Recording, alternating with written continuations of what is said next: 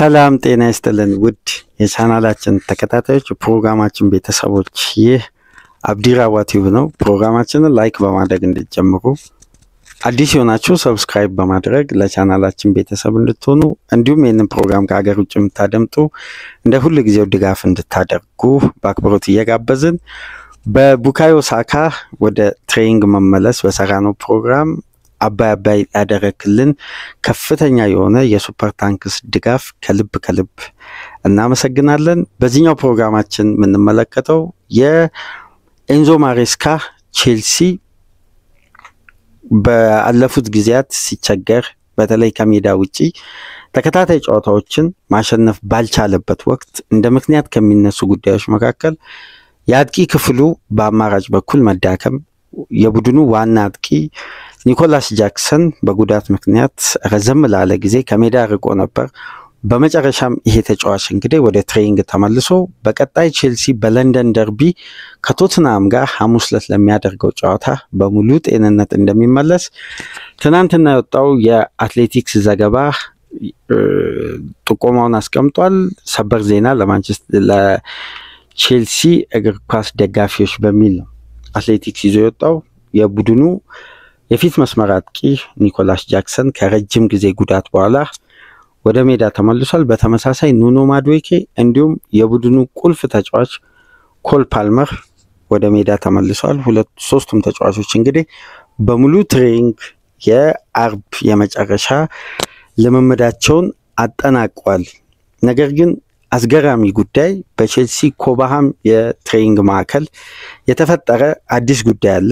እሱንም እናነሳለን። በተጨማሪም የክሊርሌ ካፒታል እና የቶዲ ቦይሊ በጋራ በጥምረት ስታንፎርድ ብሪጅን በዘመናዊ ሁኔታ እዛው ከቼልሲ ብዙም ርቀት ሳይጓዝ በ100 ሜትር ርቀት ላይ የሚገነባ ዘመናዊ ስቴዲየም ፕላን አድርገው ነገር ግን ከባንክ ብድር ጋር ቡድኑ ካለበት ወቅታዊ የፒኤስአር ህግ የተለያዩ ጉዳዮች መነሻ በማድረግ ቼልሲዎች ያቀረቡት ፕሮፖዛል የመጀመሪያው ዙር ተቀባይነት እንዳላገኘ በአትሌቲክስ በኩል እየተዘገበ ነው። ነገር ግን በተሻለ ፕሮፖዛል እና ቀጣይ የቡድኑን አቅም ውጤት የሚያስመዘግበውን ገቢን ከታክስ በኋላ የሚመዘገበውን ኪሳራ በመመልከት ድጋሚ ፍቃድ ያገኛሉ የሚል ተስፋ አለ። ነገር ግን በ2 ቢሊዮን ፓውንድ ለመገንባት የታሰበው ዘመናዊ ስታንፎርድ ብሪጅ ለጊዜው ፕላኑ አልሰራም ወይም የቀረበው ጥያቄ ተቀባይነት አላገኘም። በቀጣይ እንግዲህ ለለንደን ማዘጋጃና ለኤፍኤኦ የሚያስገቡት በአዲስ መልኩ በተሻሻለ መልኩ የሂሳብ ለውጥ በማድረግ የተለያዩ የብድር ሁኔታዎችና የዘንድሮ የውድድር ዓመት የቼልሲ የሂሳብ መዝገብ የሚያጠናቅቅበት መንገድ ታይቶ ይሄ ፕሮፖዛል ተቀባይነት ያገኛል የሚል ተስፋ አለ። በዚህ ዙሪያም የምናነሳው ቼልሲ እንደ ቡድን ትልቅ ውድድር ተስፋ አድርጎ ከፊት ለፊቱ እየጠበቀ ነው። ለዚህ ሁሉ ፕሮጀክት ደግሞ አመቺ የሆነ ቼልሲዎችን በእድል ትልቅ አጋጣሚ የፈጠራለ። ያ ጉዳይ ደግሞ በእጃዙር ኃላፊነቱ ኤንዞ ማሬስካ ላይ ወድቋል። የፊፋ ክለብ ወርልድ ካፕ ለመጀመሪያ ጊዜ በታሪክ በ32 ቡድኖች መካከል በቀጣይ የሊግ ፊክስቸር እንደተጠናቀቀ በጁን የሚጀምረው ትልቁ ውድድር ቼልሲና ማንቸስተር ሲቲ የእንግሊዝ ብቸኛ ተወካዮች ናቸው። በቅርብ ዓመት ከእንግሊዝ ክለቦች የዩኤፋ ቻምፒየንስ ሊግን ስላሳኩ በቀጥታ ለዚህ ውድድር አልፈዋል። በዩኤፋ አዲሱ በፊፋ ክለብ ወርልድ ካፕ የቀረበው አዲሱ ፎርማት እንደምታውቁት ከ2020 በኋላ ዩኤፋ ቻምፒየንስ ሊግን ያሸነፉ ክለቦች በቀጥታ ይሳተፋሉ። በየአህጉሩ የአህጉሩ አሸናፊ እንዲሁም እንደ ደረጃቸው እንደሚያስመዘግቡት ውጤት ታይቶ 32 ክለቦች ይሳተፋሉ። የሳውዲ ፕሮ ሊግ የተለያዩ ሊግ ክለቦች እንግዲህ ለዚህ ውድድር ይሳተፋሉ። በዚህ ውድድር ዓመት መጨረሻ የሊግ ጨዋታዎች ከተጠናቀቀ በኋላ ልክ እንደ አንድ ከዚህ ቀደም እንደ ብሔራዊ ቡድን ቶርናመንቶች የሚታይ በ32 ቡድኖች መካከል የሚደረግ ትልቅ ውድድር ነው። በዚህ ውድድር ላይ የሚሳተፉ ክለቦች ግን የሚያገኙት ክፍያ የሚያገኙት ገቢ በቀጥታ ከፒኤስአር ህግ ጋር ተያይዞ ከፍተኛ የፋይናንስ አቅም እንዲያገኙ አዲስ ትርፋማነትን እንዲያስመዘግቡ ምክንያት ስለሚሆን ቼልሲዎች ከየትኛውም ጊዜ በላይ ለዛ ውድድር ትኩረት ሰጥተዋል። ማንቸስተር ሲቲዎች ደግሞ በተቃራኒው ፔፕ ጋርዲዮላን ጨምሮ ከዚህ ውድድር ማንቸስተር ሲቲ ዋንጫውን ይዞ ቢመለስ እንኳን ምንም አይነት ቦነስ ለኔም ሆነ ለተጫዋቾችም ለኮቺንግ ስታፉ አያስፈልግም፣ አይከፈልም፣ መከፈልም የለበትም የሚል ፔፕ ጋርዲዮላ ጠንካራ ትዕዛዝ ከወዲሁ ለውድድሩ ትኩረት እንደሰጠ፣ ነገር ግን ይሄን ውድድር ዋንጫውን ቢያሳኩት እንኳን አንድም ቦነስ ለየትኛውም ተጫዋች እንደማይከፈል ማስጠንቀቂያ ለሲቲ ኃላፊዎች ሰጥቶ እንግዲህ ፔፕ ከኤፍኤ ካፕ ጨዋታ በፊት የነበረውን ጋዜጣዊ መግለጫ ዘግቷል። ስለዚህ ቼልሲዎች ክለብ ወርልድ ካፕን ታርጌት አድርገዋል። ይህን ውድድር ያሸነፈ ክለብ $125 ሚሊዮን ወይም 97 ሚሊዮን ፓውንድ ያገኛል። በአዲሱ በተሻሻለው የፒኤስአር ህግ መሰረት ክለቦች በሚያስመዘግቡት ድል ውስጥ የሚያገኙት ከፍተኛ ገቢ በሂሳብ መዝገብ ላይ ምን ያክል በአንድ ወቅት ስሌቱ በትላልቅ ሚዲያ ሲዘገብ ነበር። 1/3 ያክል እዳ የመቀነስ አቅም አለው እንዲህ አይነት ትላልቅ ሽልማቶችና ቼልሲ ይህን ተጠቅሞ በዝውውር እንዲሁም በአዲሱ የስቴዲየም ግንባታ የሂሳብ መዝገቡን ነፃ በማድረግ ከታክስ በኋላ የሚያስመዘግበውን ኪሳራ በመቀነስ በአዲስ ፕሮጀክት ቀጣይ የውድድር ዓመትን ቼልሲን ወደ አሸናፊነት ዋንጫን የሚያገኝ ቡድን በመስራት ከሜዳ ውጪ ደግሞ ቡድኑን የሚመጥን ይህን ወጣት ትውልድ በከፍተኛ ሁኔታ ሊያነቃቃ የሚችል ግዙፍ ስቴዲየም ለደጋፊዎች ደግሞ ለመስራት ክሊርሌይ ካፒታል እና ቶዲ ቦይሊ እንግዲህ አቅደዋል። ነገር ግን አሁንም በሁለቱ የቡድን ባለቤቶች ሼርሆልደሮች መካከል አሁንም ስምምነት የለም። በማኔጅመንት ዲፓርትመንት በኩል በቶዲ ቦይሊ መያዙ፣ ክሊርሌይ ካፒታል ደግሞ በኢንቨስትመንት በኩል የተያዘበት መንገድ ሁለቱም ሼርሆልደሮች አሁንም እያግባባ አይደለም። ጉዳዩ ወደ ሚዲያ ይውጣ እንጂ በሁለቱ ግለሰቦች መካከል ያለው በኤግባሊ እና ቶዲ ቦይሊ መካከል አሁንም ስምምነት እንደሌለ ለቼልሲ ቅርብ ከሆኑ ዘጋቢዎች መካከል ቤን ጃኮብስ ያለፉትን ጊዜያት ሲያነሳ ነበርና በአጠቃላይ ግን ዋነኛው ጉዳይ በዚህ ፕሮግራም የምናነሳው የነዚህ ተጫዋቾች ከጉዳት መነሳት ለኤንዞ ማሬስካ የሚፈጥረው በድጋሚ አዲስ መነቃቃት። ምክንያቱም ኮል ፓልመር ከእንግሊዝ ብሔራዊ ቡድን ውጭ የሆነበት ዋነኛ ምክንያት የተጫዋቹ ያጋጠመው መጠነኛ ጉዳት ነው።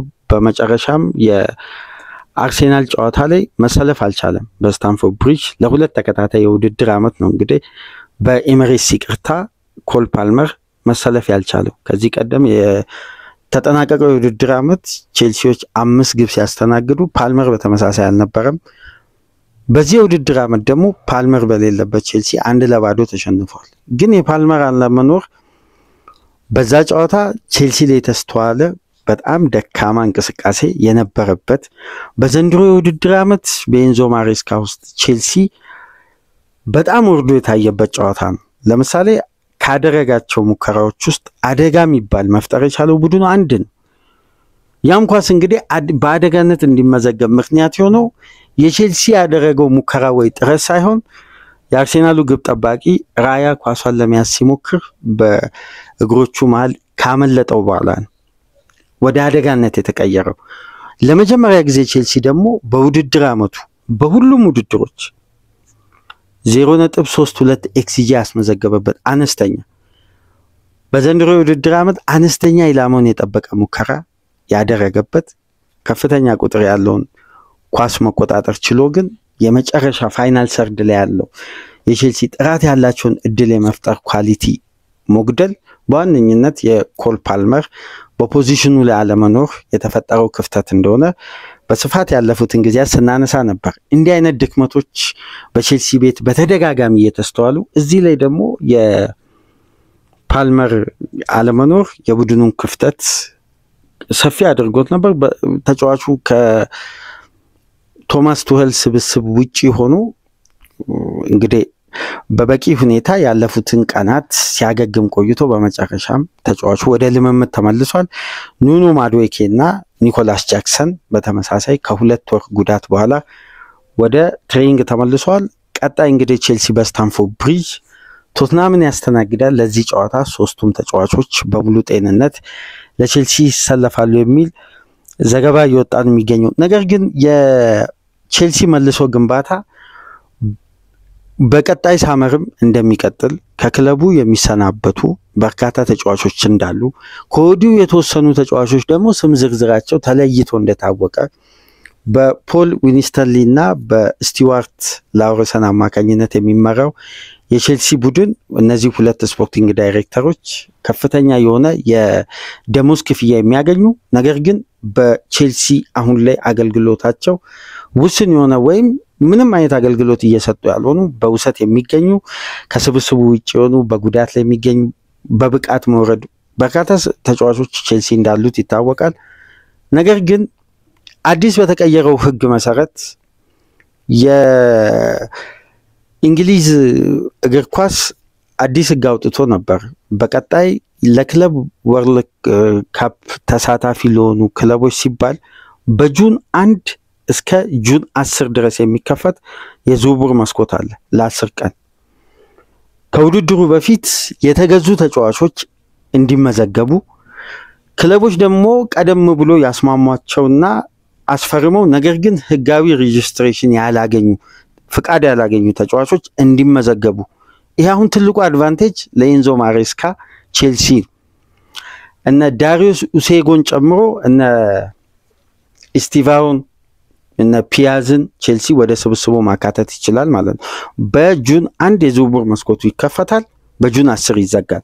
ከዛ ኖርማሉ የዝውውር መስኮት በጁን 16 ተከፍቶ በሴፕቴምበር 1 ይዘጋል። ከዚህ ቀደም እናውቀው ኦገስት 31 ነበር የዝውውር መስኮቱ የሚዘጋው። የተወሰኑ ቀናት ተጨምሮ እንግዲህ በሴፕቴምበር 1 እንዲዘጋ የእንግሊዝ እግር ኳስ ይፋ አድርጓልና ይሄን አድቫንቴጅ በመጠቀም እንግዲህ ቼልሲዎች ለክለብ ወርልድ ካፕ ቀደም ብሎ ያስፈረሟቸውን ተጫዋቾች ወደ ስብስባቸው አካተው ማስመዝገብ ይችላሉ ማለት ነው። ነገር ግን እስከ ጁን 30 የኮንትራት ጊዜ ያላቸው ተጫዋቾች በክለብ ወርልድ ካፕ የመሳተፍ እድላቸው እስካሁን ድረስ አልተወሰነም።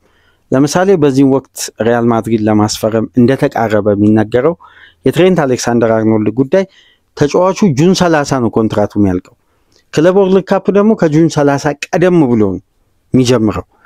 ስለዚህ እስከ ግማሽ ፍጻሜ እስከ ሩብ ፍጻሜ ሪያል ማድሪድ የሚጓዝ ከሆነ ነው ትሬንት አሌክሳንደር አርኖልድ ለማድሪድ በክለብ ወርልድ ካፕ ሊጫወት የሚችለው። አለበለዚያ እንግዲህ ለቀናት ተብሎ የሚከፈል የኮንትራት ማፍረሻ ይኖራል ተብሎ አይጠበቅም። ነገር ግን ተጫዋቹ እስከ ጁን 30 ነው ኮንትራቱ በሊቨርፑል ቤት የሚያልቀውና ቼልሲም በተመሳሳይ እንዲህ አይነት ውሎች ላይ ካለ ለምሳሌ የነ ጄደን ሳንቾ ውል የሚጠናቀቀው የውሰት ውል ጁን 30 ነው። ስለዚህ ተጫዋቹን እናስመዝግብ አናስመዝግብ የሚለው በቅርብ ሳምንት የተጫዋቹ ቆይታ ጥያቄ ውስጥ ገብቶ በርካታ ዘገባ ሲወጣ የነበረበት ዋነኛ ምክንያት ይሄ የዝውውር አዲስ ፎርማት ይፋ ከሆነ በኋላ ነው። ስለዚህ ቼልሲዎች በቡድን ግንባታ ዙሪያ በጣም የሚያተኩሩበት ወቅት በድጋሚ እየመጣ ነው።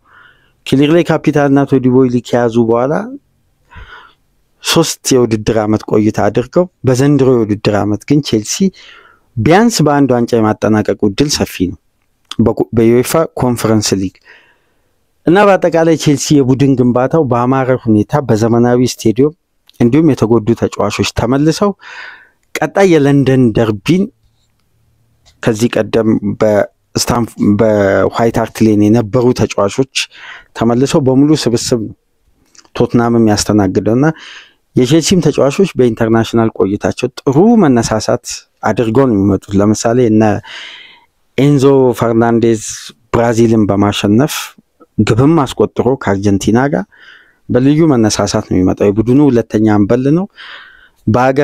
በአህጉራዊ ጨዋታዎች ደግሞ ልዩነት ፈጥሮ ነው የመጣውና ጥሩ መነቃቃት ቼልሲ ቤት አለ። ግን ለመጨረሻ ጊዜ ቡድኑ ትሬኒንግ በሚያደርግበት ወቅት ኤንዞ ማሬስካ ከ21 ዓመት በታች ቡድናቸው ጋር ዋናውን ቡድን አጫውተው ነበር በኮባሃም የትሬኒንግ ማዕከል።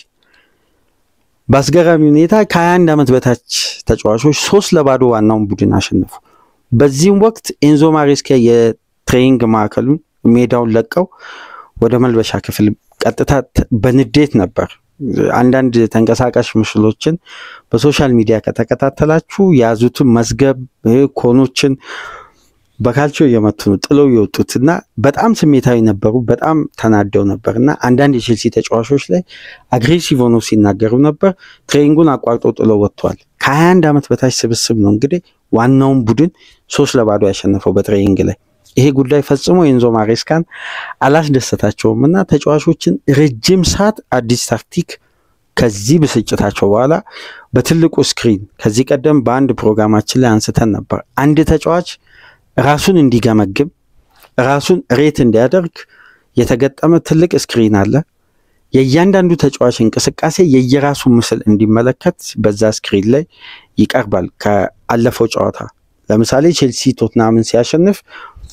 ሮሚዮ ላቪያ ለምን እረፍት ላይ እንደተቀየረ በዛ ቪዲዮ ተመልክቶ ነው የተረዳው እንጂ በመቀየሩ ደስተኛ አልነበረ ነገር ግን ላቪያ ከወጣ በኋላ ቼልሲ እንዴት ውጤቱን እንደቀየረ እናስታውሳለን በአንዳንድ አጋጣሚዎች አሰልጣኙ የሚወስኑት ውሳኔ ተገቢ እንደሆነ ተጫዋቾች ከጨዋታው በኋላ ለሚዲያው በሚሰጡት አስተያየት ሳይሆን ራሳቸውን በቪዲዮ ነው የሚገመግሙት እና በዛ ምስል ላይ ረጅም ደቂቃ ያንን የ3-2 ሽንፈት ተጫዋቾችን ያሳዩ ከፍተኛ የሆነ ሰዓት በታክቲክ ዙሪያ እንዳሳለፉ አትሌቲክስ ሊወጣ ዘገባ ያሳያልና ምናልባት ቪዲዮ ማግኘት ከቻላችሁ ብትመለከቱ አሪፍ ነው አንዳንድ ወጣት ተጫዋቾች አስደናቂ ቴክኒክ ያላቸው የአካዳሚ ውጤቶች በዛ ጨዋታ ይታዩ ነበር ፓልመርም ኒኮላስ ጃክሰንም ገብቷል ብለዋናው ቡድን ተቀይረው ገብተው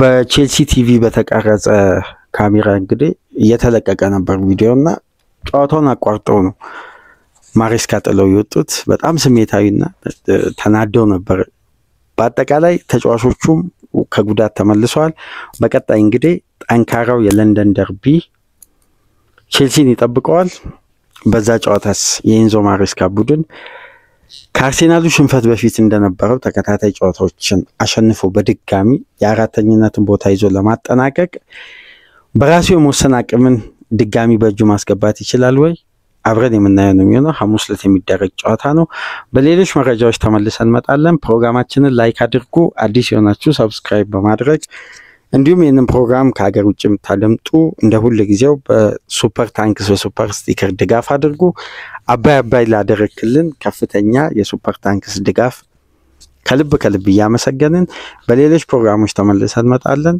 ሰላም ቆዩ